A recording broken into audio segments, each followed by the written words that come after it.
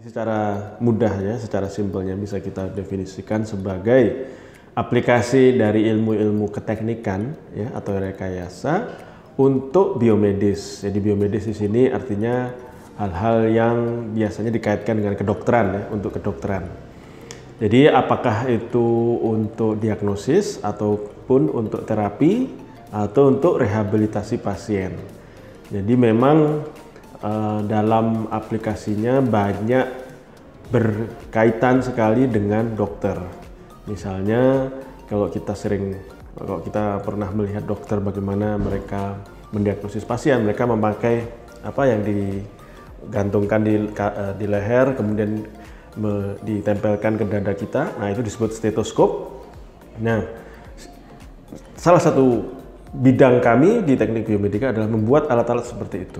Membuat alatnya, kemudian yang menggunakannya ke pasien adalah dokter.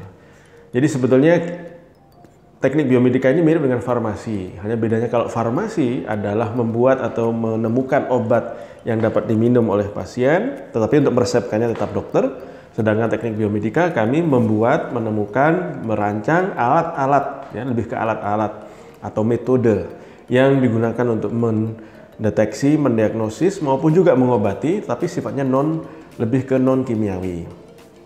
Tapi dalam perkembangannya sebetulnya kalau saya pribadi lebih cenderung untuk menamai teknik biomedika ini sebagai human centered engineering secara lebih umum, yaitu aplikasi ilmu-ilmu keteknikan yang diterapkan pada manusia. Karena dalam teknik biomedika kita juga bisa menerapkan misalnya bukan ketika tahap seseorang itu menemui dokter, tetapi misalkan dalam kehidupan sehari-hari, aplikasi biometrik misalkan, pendeteksian detak jantung atau sidik jari atau retina mata untuk keperluan identifikasi atau keperluan security. Nah, sebetulnya di sini pun teknik biomedika juga bisa berperan. Gitu. Ya, jadi di mana belajar teknik biomedis secara umum ada jurusan atau program studi yang namanya teknik biomedika atau teknik biomedis atau biomedical engineering. Jadi memang di beberapa universitas di Indonesia sudah membuka program studi ini baik negeri maupun swasta.